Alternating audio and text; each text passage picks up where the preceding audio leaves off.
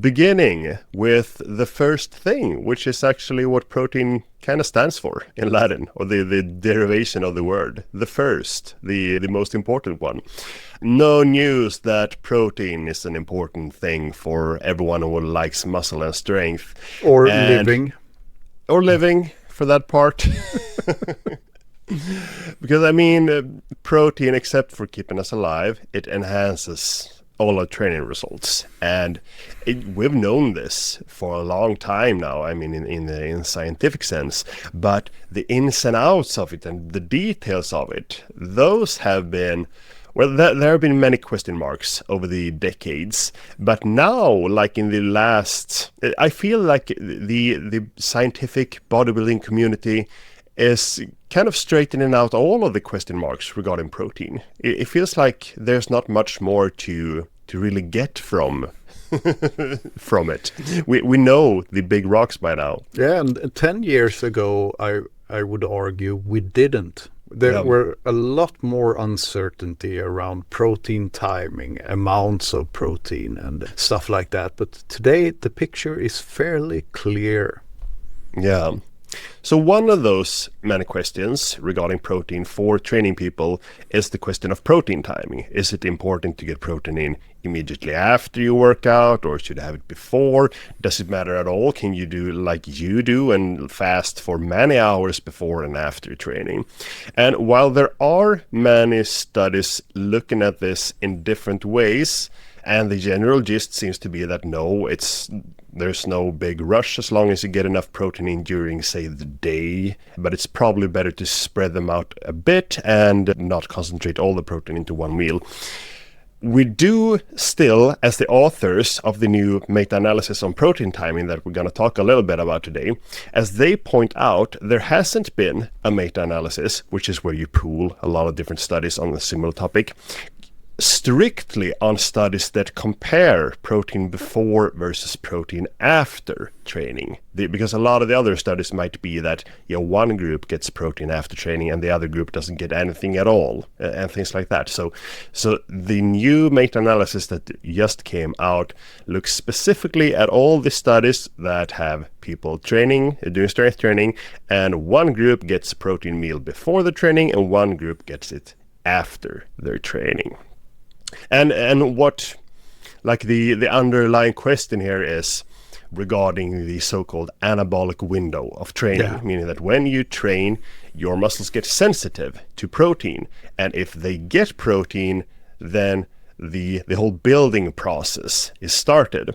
But what we're starting to see is that this anabolic window is more like an anabolic barn door, as the saying goes. It's a really big window. So that's what they looked at in this meta-analysis. And not to drag it out, where they found 5 studies comparing this, looking directly at this, and when they pulled the results and put them through the blender, they found no difference in muscle growth and no meaningful difference in strength gains, no significant difference. So while it's not entirely conclusive yet, this was just 5 studies, and some more statistical significance is needed.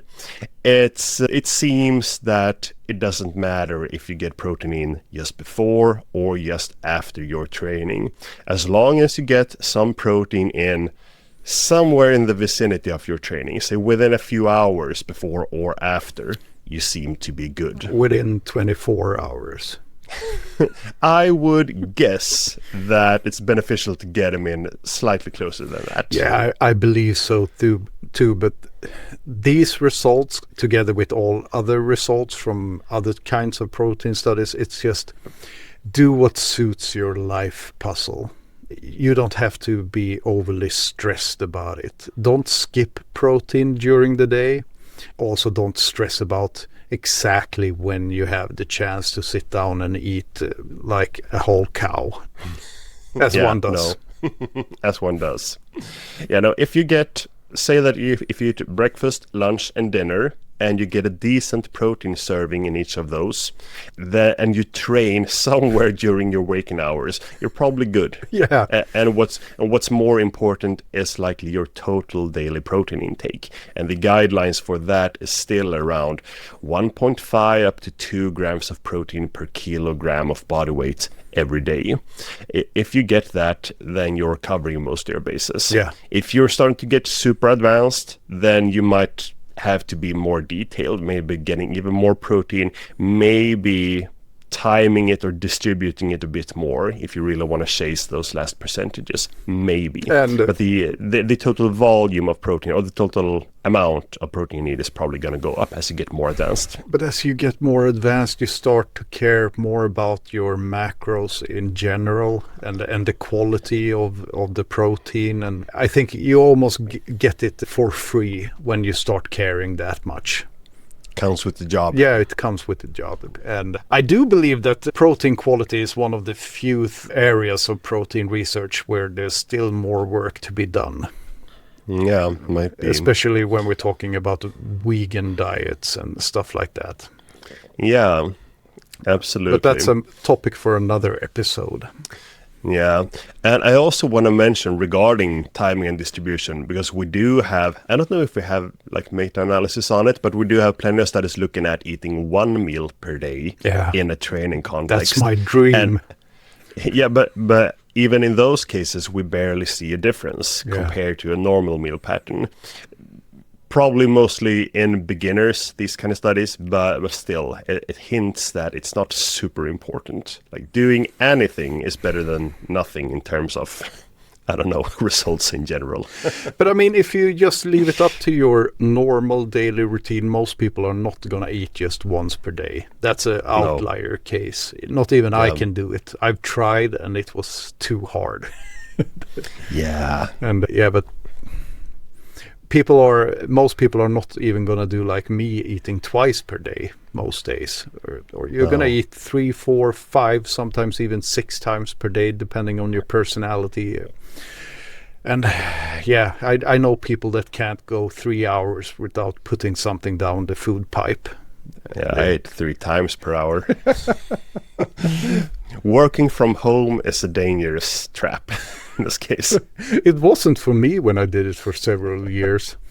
I still just cared. But I like eating big meals, and I like the contrast. You can eat big meals every hour. Yeah, but I like to be hungry when I sit down. That is a good point. If you eat too often, it's like you're never really hungry. You might believe you're hungry, but that's mostly mental. And then you're never gonna eat yourself into a coma either. That is a good point. And I like having my peaks and valleys. Now I'm really hungry. I like to sit down and have a big meal.